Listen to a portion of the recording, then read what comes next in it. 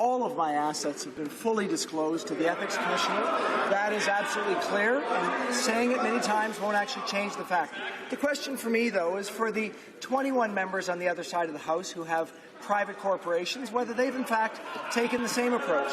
For example, whether the member from Chatham-Kent, for example, has disclosed what's in 782-615 Ontario Incorporated, or what's in 241-2420 Ontario Incorporated, or, for example, whether the member from Niagara Falls has disclosed what's in 115.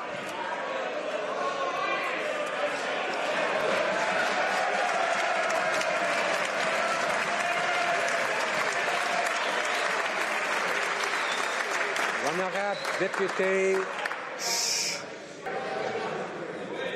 the honourable member for Carleton. The minister wants to know what's in my company. I'm one of the 21 he just listed. It's a rental property. Hey, there you go. How hard was that?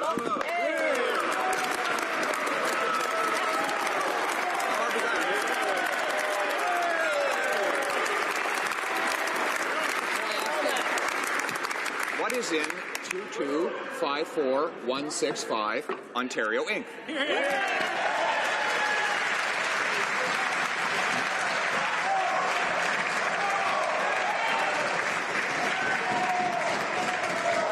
I know members want to hear another question, probably from the same member, so they'll want to be quiet so that we hear the answer to that question if they want to hear the next one. The Honourable Minister of Finance. Mr. Speaker, as I've said, all of my assets are disclosed and none of my assets are controlled assets. It's important to make sure that we disclose everything to the Ethics Commission. And what I would like to know, again, as I said, whether that is actually happening on the other side of the House, whether the member from Calgary Rocky Ridge has disclosed everything in 638484 Alberta Limited, or whether the member from Fort McMurray has disclosed everything in 615783 Alberta Limited at DDK Holdings. These are questions that are quite interesting. But I will say, for me, what's more important is that we actually think about what's going on for the constituents in those ridings, whether they are actually seeing the advantages that we're trying to.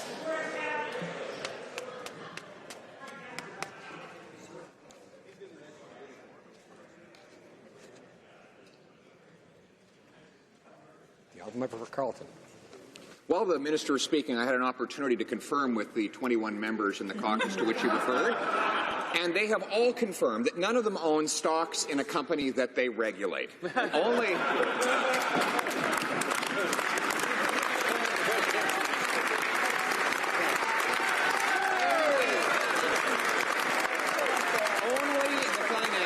has that distinction. So can he just tell us, what is he holding in 2254165 Ontario Inc.?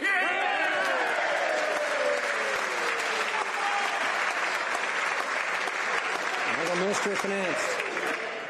Mr. Speaker, I can only assume that the continuing obsession with my personal finances is because the members on the opposite side don't want to think about what's actually happening for their own constituents.